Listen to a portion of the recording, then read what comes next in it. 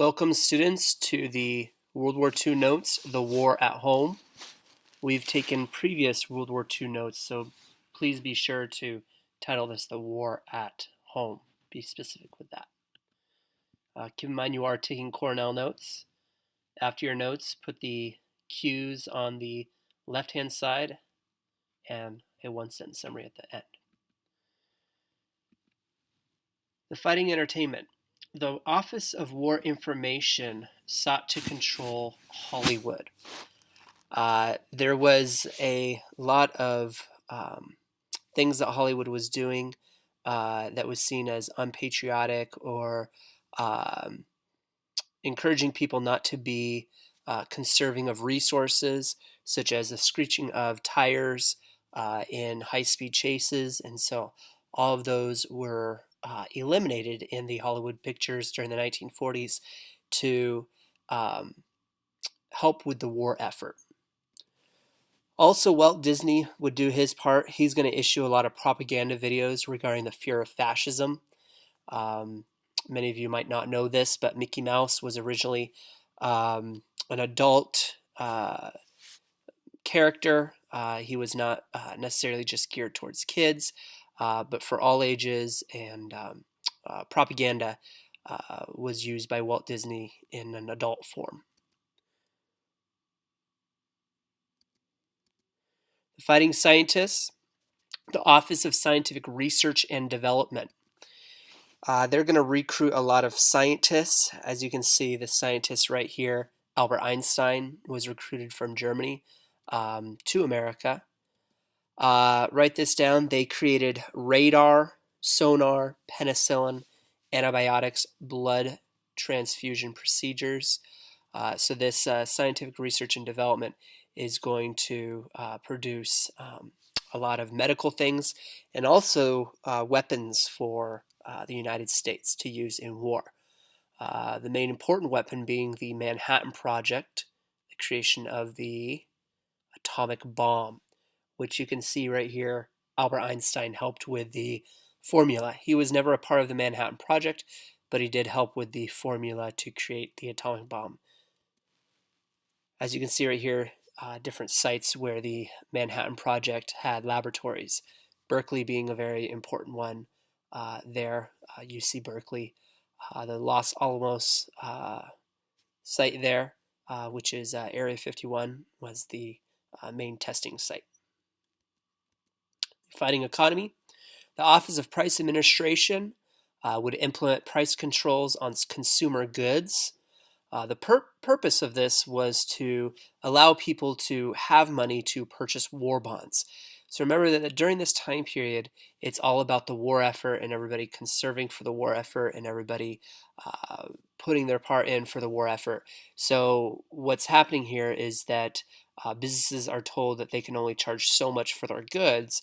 They cannot overcharge for their goods, as with pure market capitalism. So it become more of kind of a socialist economy where the government mandates certain prices and controls industries so that people have money to buy war bonds.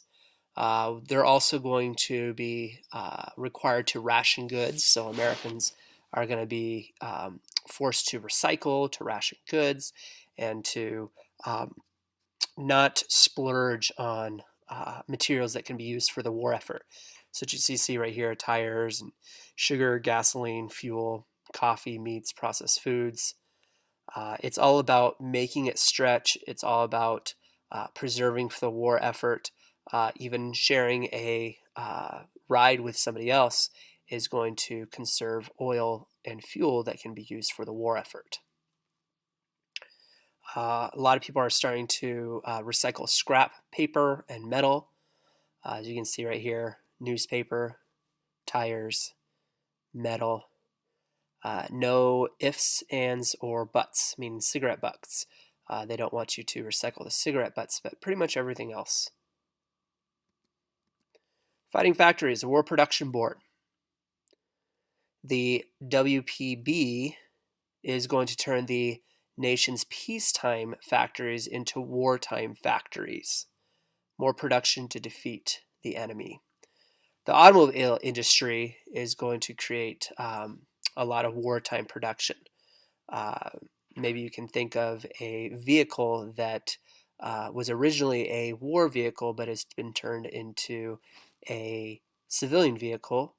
That would be the Jeep. Chrysler originally made vehicles for citizens, then they made the Jeep for the war effort, and they turned the Jeep into a civilian vehicle. So tanks, planes, and Jeeps and other different automobiles are going to be used for the war effort. So peacetime factories are going to be turned into wartime production. Shipyards are going to build warships, as you can see right here. See submarines being built. This is kind of a neat picture of San Diego. That's North Island there in the distant back there. The white buildings of the Navy base of Coronado Island, North Island. There's a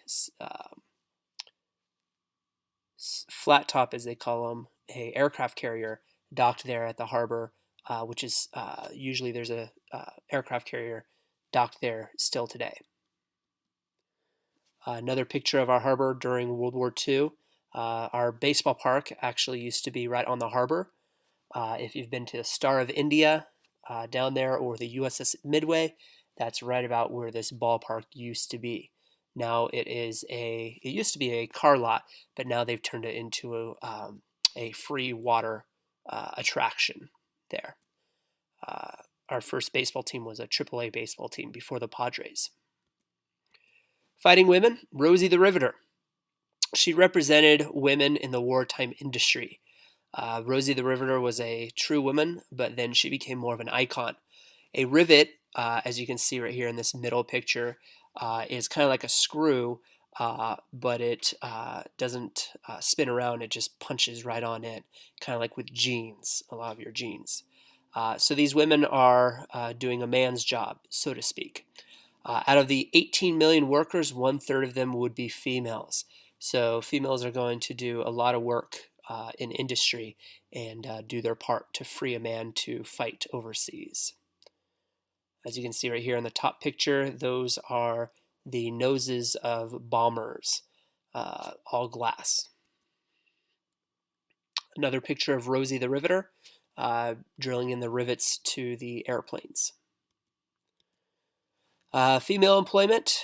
The Army and the Navy used women for nurses, typewriters, switchboard, photographers, radio operators, and even pilots women would fill the role in.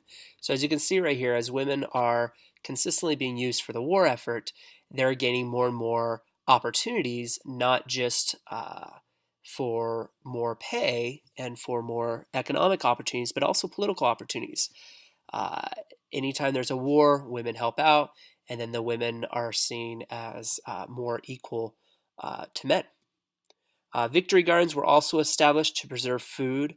Again, if you can make your own food for yourself, you can save the food that the factories are making for our win overseas, for our boys, for the fighting men.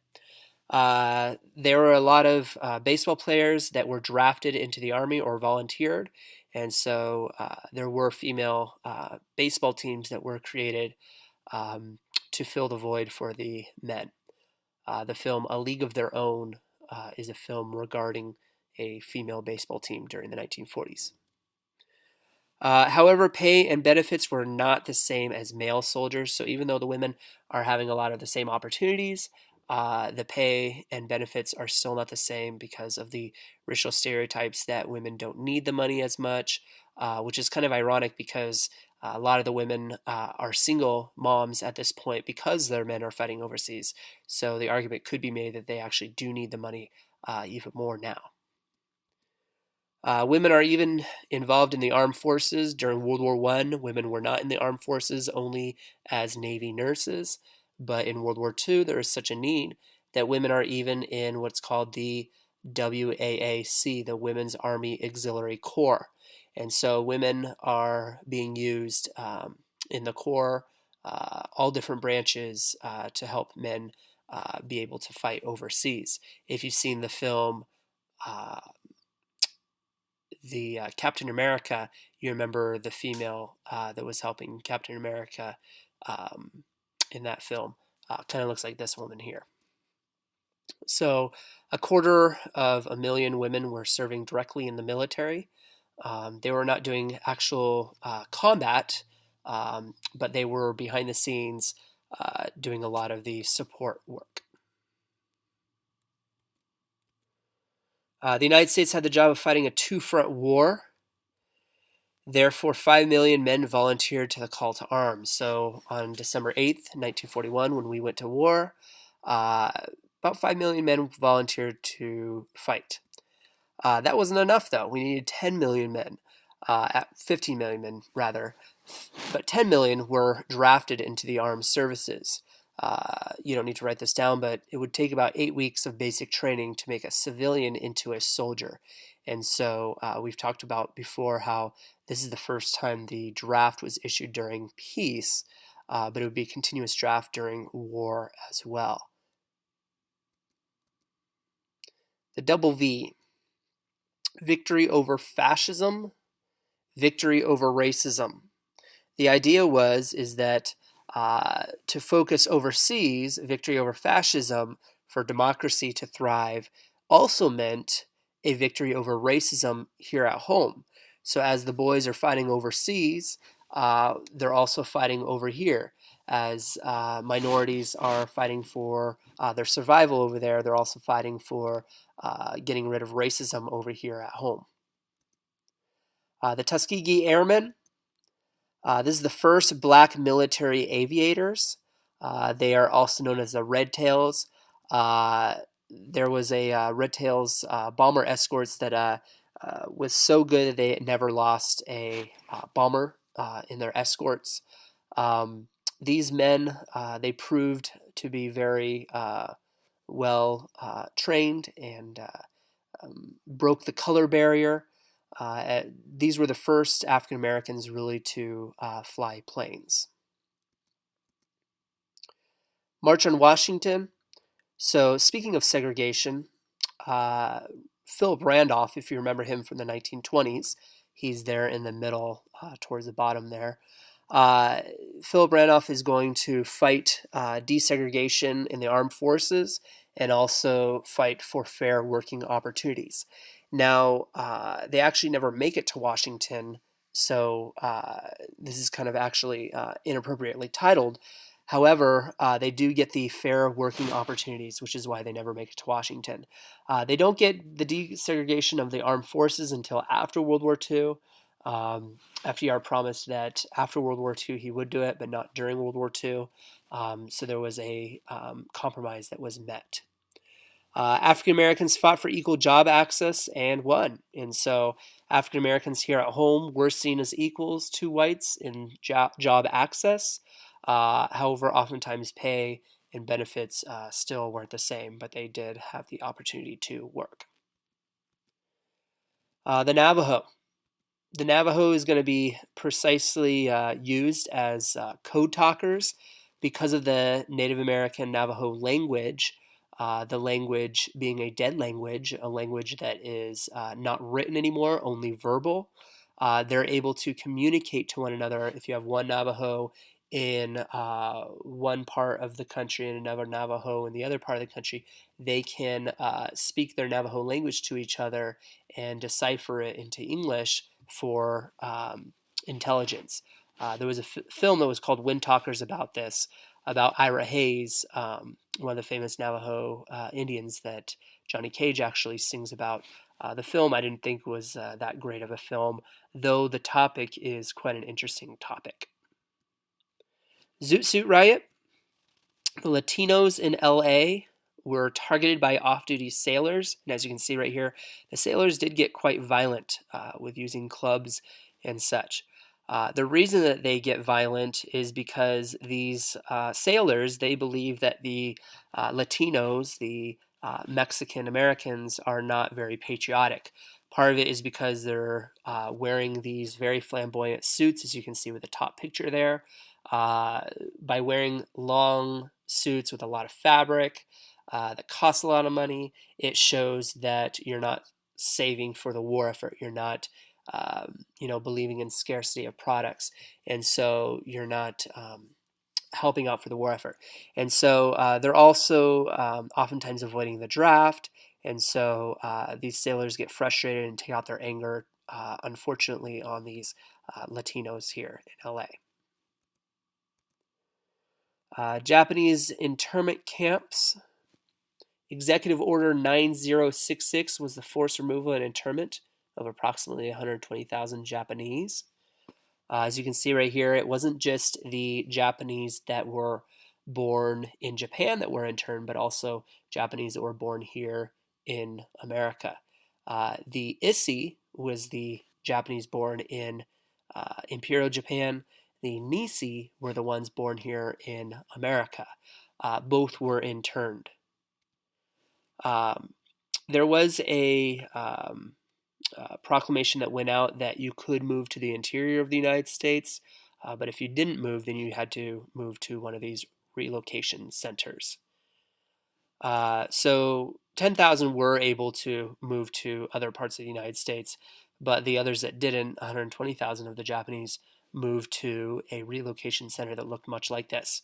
Kind of looks like a summer camp, which is maybe fine for a week, but as you no doubt have experienced, summer camp should only be a week long. And so these Japanese that were interned for 2 to 3 years made it quite unfortunate. Thank you for taking these notes. Make sure to review the big ideas and put those on the left-hand side of the margin and create a one-sentence summary.